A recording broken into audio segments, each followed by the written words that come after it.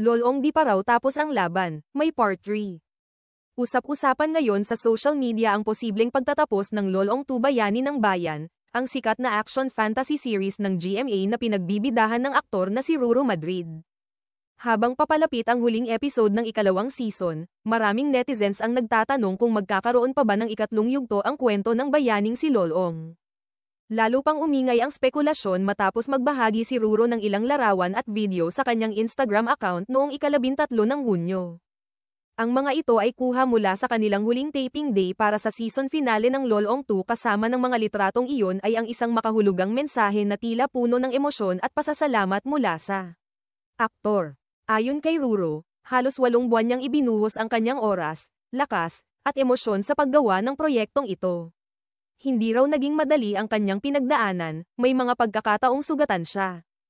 Pagod, at minsan ay naiisip na ring sumuko. Ngunit sa kabila ng lahat, mas tumatag raw siya at mas naging buo ang kanyang pagmamahal sa kanyang propesyon bilang artista.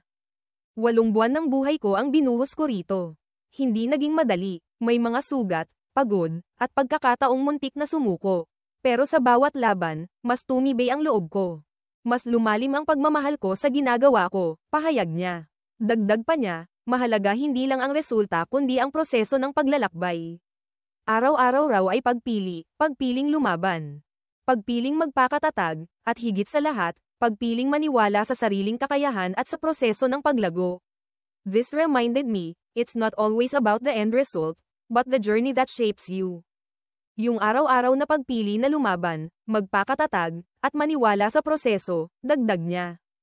Nagpasalamat rin si Ruro sa lahat ng naging bahagi ng kanyang paglalakbay sa proyekto, mula sa production team hanggang sa mga sumubaybay at tumangkilik sa programa. Ayon sa kanya, hindi niya makakalimutan ang bawat taong nakasama niya sa proyekto, at hindi rin daw matutumbasan ang suporta ng mga tagahanga na naging bahagi ng kanyang personal at propesyonal na pag-unlad. Grateful sa lahat ng dumaan sa laban na to kasama ko. At sa inyong sumuporta, salamat. You've been part of my growth, aniya. Bagamat tila pamamaalam ang tono ng kanyang mensahe.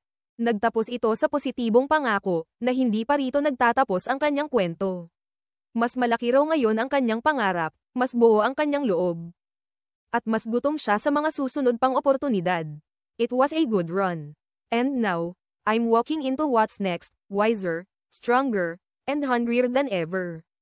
Tuloy ang laban. Mas malaki ang pangarap. Mas buo ang puso. Sa pinakahuling bahagi ng kanyang post, binitiwan ni Ruro ang isang makahulugang pahayag. Magbabalik ako, dahil di pa nagtatapos ang aking laban. Isang linya na nagbigay pag-asa sa mga tagahanga ng Lolong na maaari pang muling masaksihan ang karakter sa hinaharap. Hanggang sa ngayon, wala pang opisyal na anunsyo ang GMA kung magkakaroon nga ba ng Lolong Season 3.